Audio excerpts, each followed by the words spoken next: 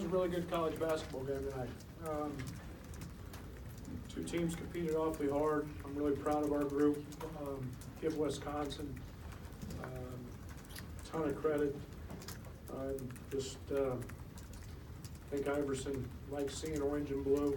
He's played great in all three games that or four games, I guess, that we faced them now, and he was very, very tough. Brad hit some tough shots for them down the stretch, and yet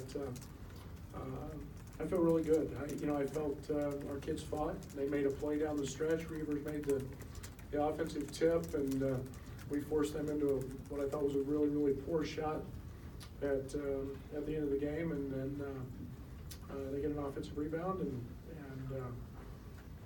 but proud of our guys, and it was a great night. I thought Aaron Jordan gave us tremendous play, along with DeMonte and Andres. Both those guys leading us in rebounding in a night that was very, very tough for us to rebound. Got microphones on each side. You can flag one down if you have a question. Apart from just rebounds, DeMonte, his hands were in a lot of places that won't necessarily show up on the stat sheet. That's what he does. That's what DeMonte does. DeMonte does everything that doesn't show up in a stat sheet. And defensively, he's versatile. He's athletic. He was chasing balls tonight. He was effective offensively, and again, in a night that it was not the best shooting night for our two guards, for Chen and Io, and yet Aaron, Dre, DeMonte, all those guys impacted the game in a big way.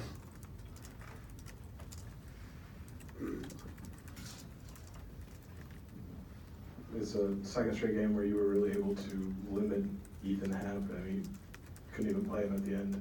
Just how much, though, did Davis and Iverson, just the other guys around him, step up? Well, that's why they're one of the top teams in the country. There's no doubt about that. They're a lot more than Ethan Happ, and I think we're the one team that's a little bit different in Big Ten play, and we're going to pick you up and get after you earlier. And Ethan, maybe he doesn't get to his spots as easy. I don't know. I know their other guys did an unbelievable job of picking him up and making his night livable because they won. And 6 points is we feel good about that. But again, it was a team effort, and those guys did a great job. Zach, back right. Did Ethan's absence in the last few minutes change your game plan at all? Would you ever handle that differently? No. I mean, I think that's you think about every situation, and we forced them, I think, to play a little smaller, late in the game we tried to keep the ball out of Davidson and Trice's hands and make other guys make a play in the last 3 or 4 possessions, and it worked until the offensive rebound. But whether Ethan was in or not didn't impact that at all. We have one. Coach, watching your team, I had a chance to watch your team in Maui and then kind of seeing them here. Georgie is clearly a player that causes problems. Can you talk a little bit about his maturity and even on this run, how just having him on the court and having him available and not foul trouble, what it means to your team? Well, I think he's going to be a really good player for the next 3 years. I think that there's, I think it's just natural maturation. He came over here and averaged 9 points a game on his high school team, and has been put into a situation where he's on the stage to have to perform, and early.